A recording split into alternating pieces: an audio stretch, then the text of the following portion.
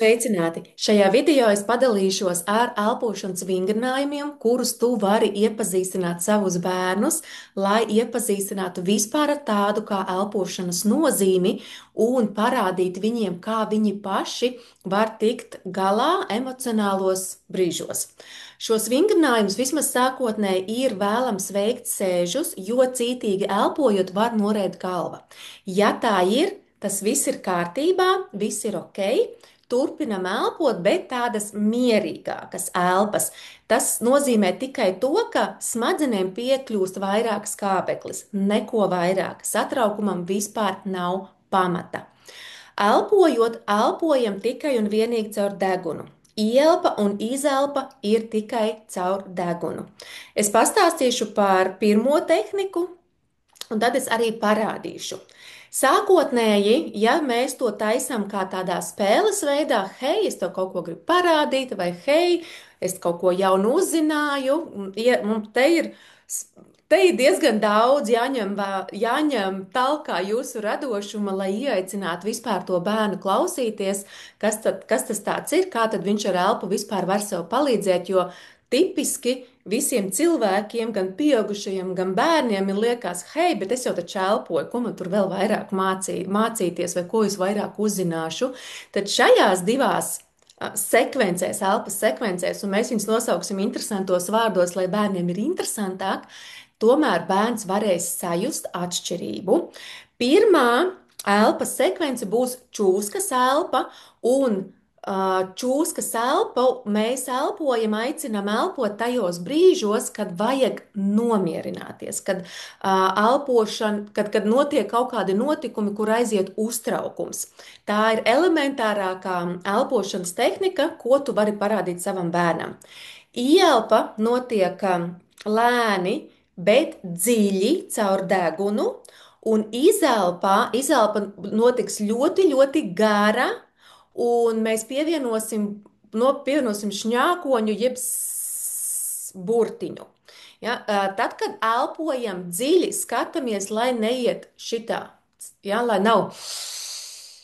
Ja mēs elpojam šitā, mēs tikai sastresinam šeit vairāk, ja, un mēs nedabūjam to efektu, ko mēs gribam panākt ar elpošanu. Dziļa elpošana nozīmē to, ka tu ieelpo ķermenī dziļi, tu neko necēli. Ja? Ķermenis pats it kā ceļās, tāpēc, ka viņš, tiek ieelpots, vai ne? Tātad dziļa, dziļa ieelpa un gara, gara izelpa. Un šeit es aicinu likt klāt arī kustības un attēlot, ka tiešām mēs esam čūskas. Ja? Un tas izskatās šādi.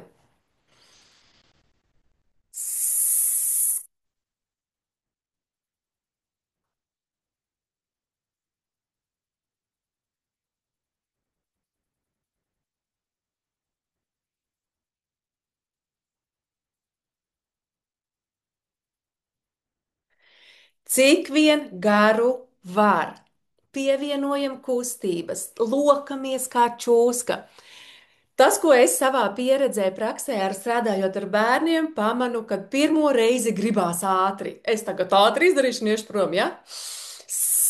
Viss, ja? Mācam viņiem garu, maksimāli, maksimāli garu, tāpēc šeit tev noderēs tas, ka, hei, uztaisam sacensības, kurš var garāku, ja? Kurš var garāku, tu vai es? Un fokus ir uz tiešām ļoti garu izelpu. Piecas šādas elpas lieliski nomierinās satraukumu, kas, ja tāds ir radies. Bet papraktizējam viņus nesatraukuma brīžos, lai vienkārši iepazīstinātu ar elpu un lai bērns tajā mirklī sajustu, vai viņam kaut kas pamainās. Un tad tu vari, kad viņš ir pārsējis pelpojas, tad, kad jūs esat uztaisījuši sacensības, tu vari pajautāt, kā tu jūties, vai tu jūti lielāku atslābumu.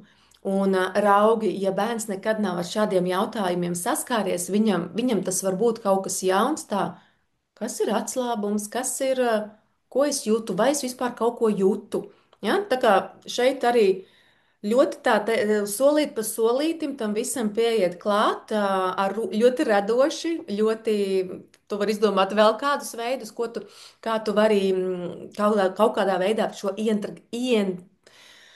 ielikt arī dienas gaitā, piemēram, pirms gulēšanas. Ja bērnam ir grūti aizmigt, mums vajag nomierināt nervu sistēmu, mēs varam šo čūsku uztaisīt un visu un ejam gulēt. Bet no rīta tipiski neviens negrib celties, un tad mums palīdzēs truša elpa. Truša elpa ir tā, ka mēs tāda, kas sākotnēji ir ļoti īsas, un ātras ieelpas un atkal jau caur degunu. Ļoti strauji, 3 reizes ieelpojam, nedaudz aizturam un tad arī gara izelpa. Ne tik gara kā čūskas gadījumā, vienkārši tā izpūšam visu gaisu ārā. Atkārto arī pāris reizes, 5 reizes vajadzētu vismaz, un šī elpa palīdzēs, tāda strauja elpošana, palīdz sevis uzmundrināšanai, tad, kad ir nogurums vai trūkst enerģijas. Es pati šo elpu ik pa laikam lietoju, kad man ir, piemēram, pēcpusdienā kāda nodarbība, un tipiski man pēcpusdienās ir ar bērniem nodarbības, tad es sevi uzmundrinu caur šo elpu, nevis eju pēc zaļās tējas vai kafijas.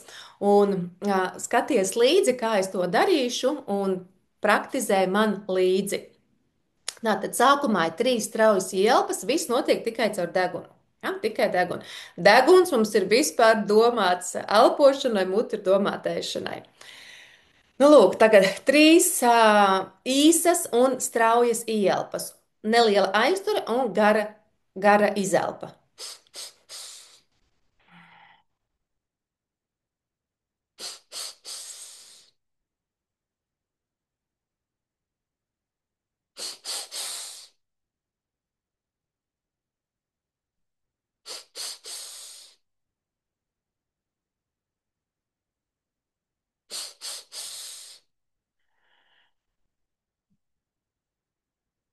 Šajā brīdī es veicu 5 ielpas, parasti es veicu 10 ielpas, un es jūtos enerģizēta, lai varētu darīt tās lietas, kas man ir jādara.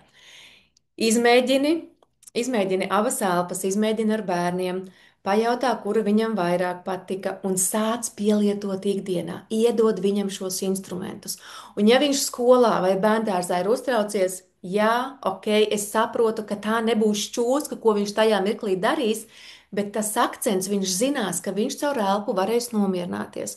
Un tas, ko tu vari pateikt, tu vari netaisīt skaņu, ja ārā. Tur vienkārši var uztaisīt garu izelpu. Ja? Un tas ir veids, kā bērns pats iemācīsies sev palīdzēt emocionālos brīžos.